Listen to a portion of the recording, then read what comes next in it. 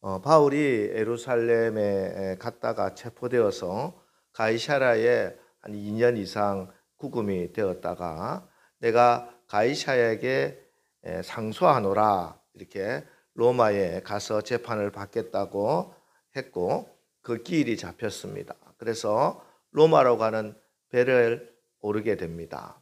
물론 지금 바울은 자유로운 전도자의 신분이 아니라 황제에게 재판을 받아야 하는 죄수, 정확하게는 미결수죠. 미결수의 신분으로 호송되고 있는 것입니다. 그런데 이걸 다시 생각해 보면 이 또한 하나님의 섭리 가운데 그가 로마로 가는 그 험한 길에 강도나 위협을 당하지 않도록 로마 군인들이 직접 지키고 호송하게 함으로 성령께서 로마로 지금 바울을 인도하고 계시는 겁니다. 창세기 39장에 보면은 형들에게 미움을 받아 종으로 팔려가는 요셉을 이렇게 기록하고 있습니다. 39장 1절에 요셉이 이끌려 애굽에 내려가매. 이끌려, 이 단어는 마태복음 4장 1절에서 예수님께서 금식을 마친 후에 그때 예수께서 성령에게 이끌리어 마귀에게 시험을 받으러 광야로 가사 할 때 이 이끌리어라는 동일한 단어입니다. 손발이 묶여서 노예 신세가 되어 장사꾼에게 끌려가는 이 길이 하나님의 성령이 인도하고 계시는 길이었다는 겁니다. 형에게 미움을 받아서 억울하고 분하게 팔려가는 이 길도 성령이 함께 하시는 길이었다는 거예요. 그래서 요셉이 가는 곳마다 형통하였더라. 요셉이 가는 곳마다 축복의 역사가 일어나는 거예요. 요셉 때문에 주변의 사람이 다 복을 받게 되는 겁니다. 마치 이런 겁니다. 호수에 돌멩이를 탁 던지면 물결이 쫙쫙 퍼지는 거 있잖아요. 축복의 물결입니다. 그렇습니다. 하나님의 역사는 축복의 물결로 나타납니다. 하나님이 함께하는 그 사람, 하나님의 인도함을 받는 그 사람은 축복의 통로가 되는 것이에요. 내가 기도하고 내가 복음을 전하고 내가 사랑을 실천하고 내가 헌신을 하면은 나 때문에 우리 가정이 복을 받고 우리 교회가 복을 받고 직장이 복을 받고 나라가 복을 받고 온 민족이 복을 받고 세계가 복을 받게 되는 것입니다. 오늘도 마찬가지입니다. 지금 바울은 표면적으로는 죄수의 신분이지만 실제로는 하나님의 성령의 인도함을 받고 있기 때문에 지금 로마의 황제에게 당당히 가고 있는 하나님의 대사였던 거예요. 그래서 오늘 이 배 로마 군인들이나 선주나 선장이나 그리고 배 타고 있는 276명 모두의 운명이 누구에게 달려있다? 바울의 손에 달려있다. 바울 때문에 죽음에서 생명으로, 절망에서 소망으로 나가게 되는 겁니다. 그래서 그는 사도로서의 품위도 잃지 않았고 위기 가운데 오히려 이 배 리더로 서게 되는 겁니다. 이처럼 지금도 우리 하나님은 우리가 알지 못하는 크고 비밀한 방법으로 하나님의 사람, 바로 여러분들을 인도하시면서 여러분이 가정과 세상을 이끌고 이 세상을 살리게 하시는 줄 믿으시기 바랍니다. 자, 오늘 보면은 이 배가 출항하게 되는 그 때가 사도행전 27장 9절에 보면은 여러 날이 걸려 금식하는 절기가 이미 지났으므로 항해하기가 위태한지라 바울이 그들을 권하여, 여기 금식하는 절기라고 하는 것은 유대인의 대속죄일입니다. 유대력으로는 7월 10일인데 우리 태양력, 우리가 보는 양력으로는 한 9월 20일 전후입니다. 그러니까 이제 10월이 다가오고 있는 거예요. 겨울이 다가오고 있는 그 시절입니다. 우리나라는 이제 보통 여름이나 초가을에 태풍이 많이 부는데 지중해는 가을 넘어서 겨울철이 되면은 그때부터 굉장히 날씨가 나빠지고 태풍이 불고 그럽니다. 그래서 바울은 이 백부장 율리오에게 지금 항해하는 것은 굉장히 위험한 일이니 무리하게 항해하지 말라 이렇게 권면을 합니다. 반면에 이 배 선주나 선장 그리고 하주들 이 화물을 실은 주인들은 빨리 출항해야 된다 하고 주장을 하죠. 하지만 안타깝게도 백부장은 바울의 말을 귀담아 듣는 것이 아니라 선장과 선주의 말을 듣습니다. 아마 백부장 마음에는 아무래도 항해라든지 배라든지 하는 것은 바울보다야 이 선장이나 선주들이 더 전문가라고 생각했을 겁니다. 하지만 사실 이들이 이렇게 무리하게 배를 출항하고자 했던 진짜 이유는 바로 돈 때문이었습니다. 오늘 바울이 타고 가는 이 배를 이탈리아 로마로 가는 알렉산드리아 배라고 오늘 성경이 밝히고 있는데, 이 말은 이 당시 그 로마인들의 주식 그 밀입니다. 그 밀이 이집트에서 생산이 되는 거예요. 그래서 이집트 알렉산드리아에서 이 밀을 싣고 지금 로마로 가는 겁니다. 그래서 이 선주와 선장 그리고 이 곡물을 가지고 무역을 하는 하주들은 이 겨울을 또 여기서 몇 달을 지내버리면은 물질에 손실이 있을 거란 말이에요. 그래서 안전보다는 이익을 쫓아서 무리한 항해를 주장한 겁니다. 생명보다 돈을 더 귀하게 여긴 것이죠. 그리고 또 그때 마침 날씨가 굉장히 좋아져서 남풍이 불기 시작합니다. 그래서 지금 겨울이 다가오고 있음에도 불구하고 276명이나 탄 이 큰 배가 항해를 시작합니다. 하지만 이 순풍은 찰나였습니다. 13절 14절에 보면은 남풍이 순하게 불매 그들이 뜻을 이룬 줄 알고 닻을 감아 그레데 해변을 끼고 항해하더니 얼마 안 되어 섬 가운데로부터 유라굴로라는 광풍이 크게 일어나니, 얼마 지나지 않아서 유라굴로라고 하는 광풍, 미친 바람이라고 하는 뜻이죠. 어마무시한 큰 태풍이 불어왔다는 것입니다.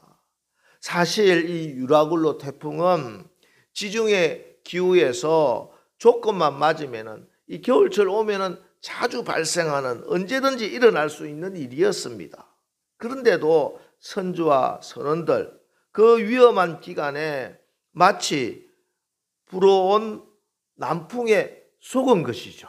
순간적으로 남풍이 불어오니까 괜찮겠구나 이렇게 속은 겁니다. 왜? 그들의 마음에 욕심과 탐욕이 이 분명한 사실을 분별하지 못하도록 판단력을 마비시킨 거예요. 여러분, 지금 우리가 사는 세상에 일어나고 있는 많은 사건과 사고들 또 마찬가지죠.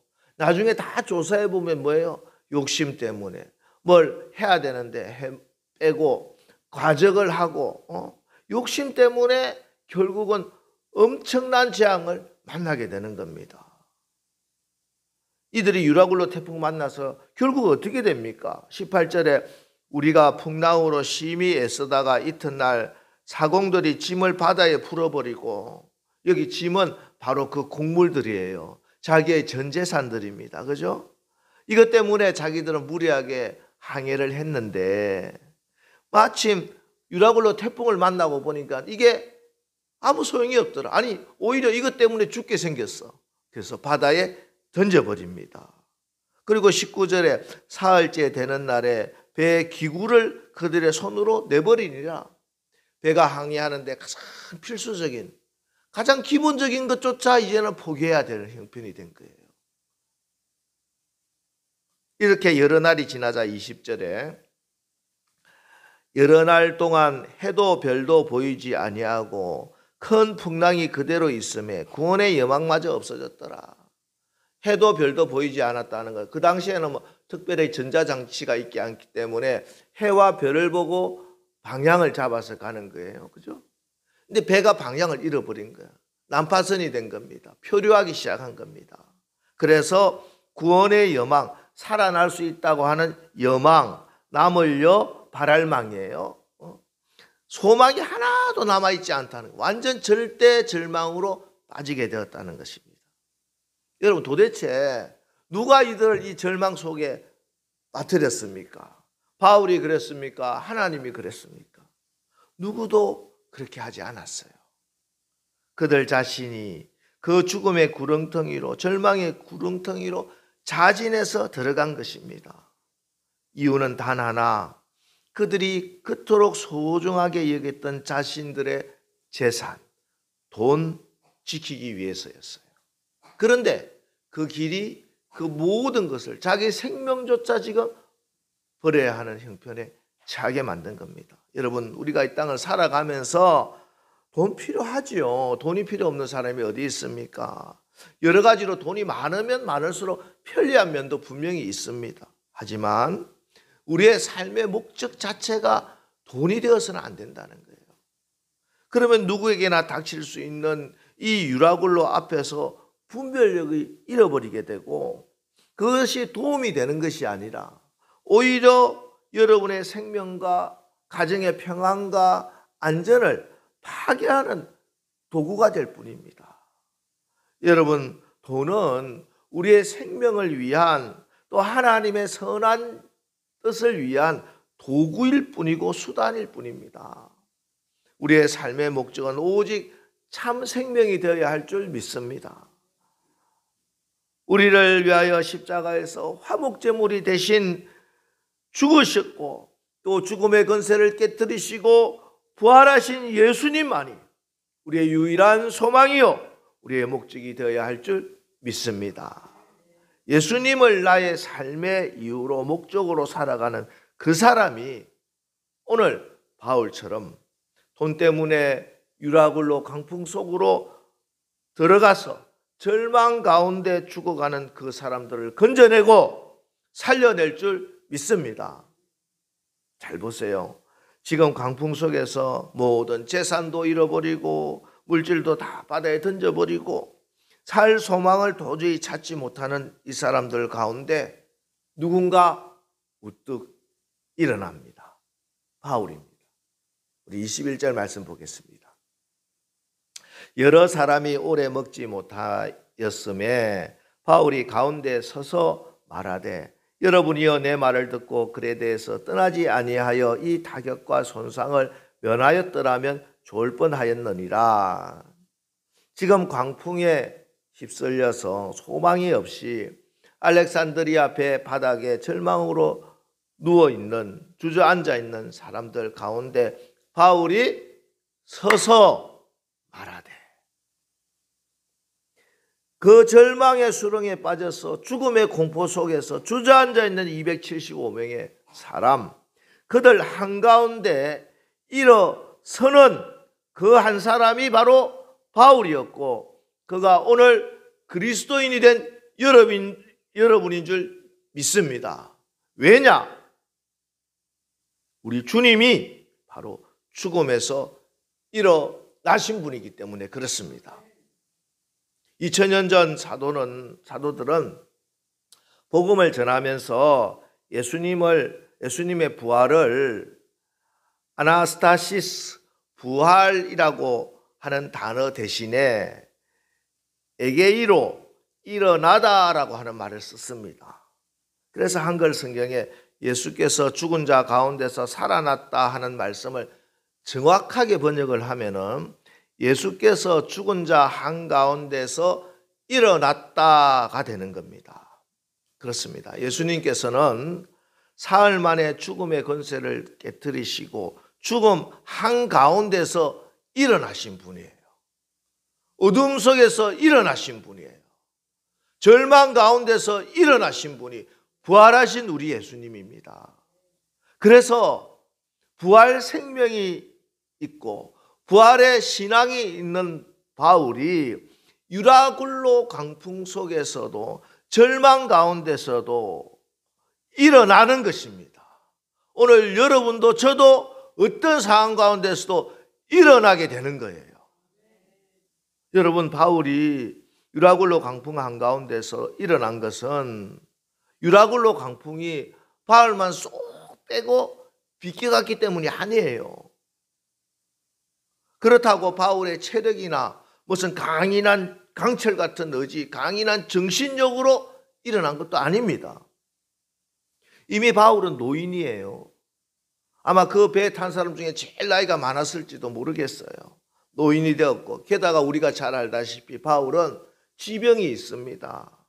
병든 노인네가 이 강풍 속에서 배가 휘청휘청할 때 이리 구르고 저리 구르고 아마 육체적으로 가장 심하게 타격을 입고 심하게 시달렸을 것이 분명합니다.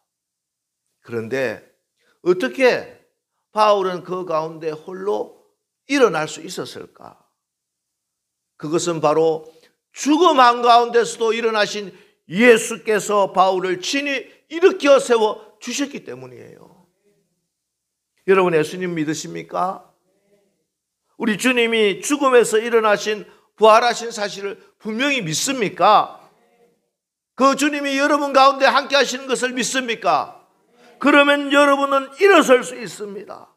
어떤 유라굴라 강풍이 분다 해도, 그래서 내가 이리 구르고 저리 구르고 배멀미로 죽을 것 같아도, 세상 모든 사람이 다 더 이상 희망이 없다고 절망한다 해도, 그리고 갈 방향을 잃어버리고 표류하는 그 알렉산드리아 배 한가운데서도 일어서는 그 한 사람, 그 사람이 바로 여러분이요 저가 되는 줄 믿으시기 바랍니다. 여러분, 인생의 바다에 문제가 없는 인생은 없어요. 바다가 크고 작은 풍랑이 일어나는 것은 그건 바다가 살아있기 때문에 그렇습니다. 이 풍랑을 통해서 바다는요, 오히려 바닷물이 정화가 되고 생명력을 회복한대요. 우리 인생도 마찬가지입니다. 우리 인생에 크고 작은 풍랑이 일고 문제가 있는 것은 바로 우리가 살아있기 때문에 그렇습니다. 그게 증거예요. 이 세상에 어떤 문제도 없는 사람은 저기 공동묘지에 누워있는 사람밖에 없어. 죽은 사람요, 문제도 없어요. 그래서 내 인생에 문제가 있느냐 없느냐, 그 문제가 얼마나 크냐 작으냐, 그게 문제가 아니라 우리가 어떻게 그 문제를 다루어낼 수 있고 어떻게 그 문제를 이겨낼 수 있느냐, 이게 진짜 문제라요. 똑같은 문제라도 그 문제가 그 사람의 마음과 생각과 삶을 정화하고 오히려 생명의 길로 걸어가는 사람이 있는가 하면은 그 문제 때문에 낙심하고 결국 파산하는 인생도 있다는 것이에요. 그 태풍 같은 문제 앞에 주저앉아 버리면 파산이에요. 그러나 일어서면은 내 영과 삶이 깨끗해지고 더 큰 생명의 역사를 보게 되는 것입니다. 오늘 유라굴로 강풍에서 일어선 이미 선원들도 선장도 화주들도 다 주저앉아 있고 통제력을 잃어버렸어요. 포기와 낙심으로 주저앉아 있습니다. 그 한가운데 일어선 바울이 결국은 바울도 일어섰을 뿐만 아니라 그 사람들의 모든 사는 길로 인도했던 겁니다. 여러분, 오늘 광풍 속에서 일어선 바울처럼 오늘 여러분도 예수님의 손잡고 일어서는 역사가 일어나기를 주의 이름으로 축원합니다. 그럼 구체적으로 바울은 어떻게 그 가운데서 일어설 수 있었을까? 나이 들고 병 들고 다 같이 지쳐 있는 가운데 바울은 무슨 힘으로 무슨 능력으로 일어설 수 있었느냐? 우리 23절로 25절 말씀 봅니다. 내가 속한 바 곧 내가 섬기는 하나님의 사자가 어젯밤에 내 곁에 서서 말하되 바울아 두려워하지 말라. 내가 가이사 앞에 서야 하겠고 또 하나님께서 너와 함께 항해하는 자를 다 내게 주셨다 하였으니 그러므로 여러분이 안심하라. 나는 내게 말씀하신 그대로 되리라고 하나님을 믿노라. 하나님을 믿는 그 믿음으로 바울은 광풍 속에서도 일어설 수가 있었습니다. 그 하나님을 믿는 믿음이라고 하는 게 뭐냐? 먼저는 내가 속한 바, 내가 하나님께 속했다 하는 믿음이 있어야 돼요. 바울은요, 세상에 돈에 속해 있지 않았습니다. 하나님께 속한 사람이었습니다. 그래서 돈에 물질에 속아서 나방이 막 불구덩이로 막 달라들잖아요. 나방이 보면은 여름에 퍼덕퍼덕 죽을 줄도 모르고, 이처럼 유라굴로 강풍 속으로 욕심 때문에 들어간 선주와 선장들, 하조들 다 절망하고 포기하고 죽어갈 때 바울은 일어설 수 있었어요. 바울이 하나님께 속한 사람이기 때문에 그런 겁니다. 여러분이 하나님께 속한 줄 믿으십니까? 예수님이 여러분을 그 흑암의 권세에서 건져내사 그의 사랑의 아들의 나라, 하나님 나라 백성 삼으신 줄 분명히 믿으시기 바랍니다. 나는 하늘의 시민권자다, 이 사실이 분명해지면 분명해질수록 여러분이 어떤 상황에서도 벌떡 일어날 힘과 능력을 얻게 될 줄 믿습니다. 그리고 내가 섬기는 하나님, 그렇습니다. 우리가 세상을, 돈을, 명예를 섬기지 않고 하나님을 섬길 때 일어설 수가 있어요. 하나님을 섬긴다는 것이 무엇입니까? 여러 가지가 될 수 있지만 가장 직접적으로는 이 주일 예배 시간에 다른 곳으로 휩쓸려 다니지 않고 하나님께 예배하는 겁니다. 여러분, 우리가 예배할 때 우리에게는 죽음 가운데서도 일어설 수 있는 하늘의 능력이 임하는 거예요. 예배에 승리하시기 바랍니다. 특별히 내년에 우리 교회 표어가 예배 진심, 사명 전심이에요. 진심을 다해서 예배할 때 하나님께서 여러분에게 주신 그 사명을 감당할 능력을 주실 줄 믿습니다. 예배에 승리하는 여러분이 유라굴로 같은 강풍 가운데서도 일어나는 승리자들이 될 줄 분명히 믿으시기 바랍니다. 그리고 바울의 믿음의 근거는 하나님의 사자가 어젯밤에 내 곁에 서서 말하되, 하나님의 말씀입니다. 여러분, 오늘 하나님께서 바울에게 언제 말씀하셨습니까? 어젯밤에 바울 곁에 서서. 이 어젯밤이 어떤 밤입니까? 여러 날 동안 해도 별도 보이지 아니하고 큰 풍랑이 그대로 있음에 구원의 여망마저 없어졌던 바로 그 밤입니다. 그렇습니다. 하나님은 따스한 햇빛 봄날 한낮에만 말씀하시는 것이 아니라 해도 별도 보이지 않는 칠흑 같은 한밤에도 여러분 곁에 계시고 여러분에게 말씀하시는 하나님입니다. 여전히 유라굴로 강풍은 불고 있는 그때 희망이 전혀 없는 그 배 한가운데서 여러분 곁에 계시고 여러분에게 말씀하시는 하나님, 그 말씀이 들리면 된다는 거예요. 여러분, 우리가 인생을 살아가다 보면은 한밤중 같은 시간, 정말 유라굴로 같은 광풍에 정말 정신을 못 차릴 정도로 그렇게 휘몰아치는 환경 속에서 꼼짝달싹 못하고 그냥 주저앉아 있을 때도 있습니다. 그런 상황 가운데 있을 수가 있어요. 그러나 여러분, 이때 잊지 마십시오. 살아계신 하나님께서 여러분 곁에 계십니다. 여러분과 함께 있습니다. 여러분 마음 안에 계십니다. 여러분이 그 하나님 안에 있는 줄 믿으시기 바랍니다. 그 한밤중에도 하나님은 여러분에게 말씀하십니다.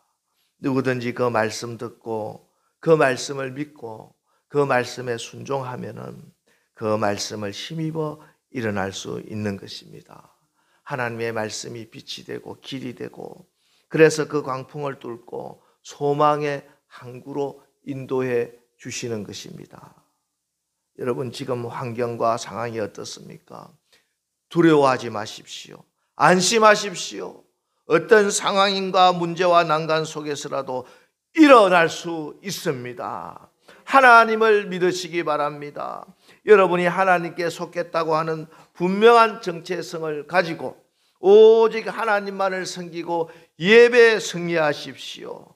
주님이 말씀하셨으니 일을 행하시는 하나님, 그 일을 만들어 성취하시는 하나님께서 말씀하신 그대로 이루어 주실 줄 믿습니다.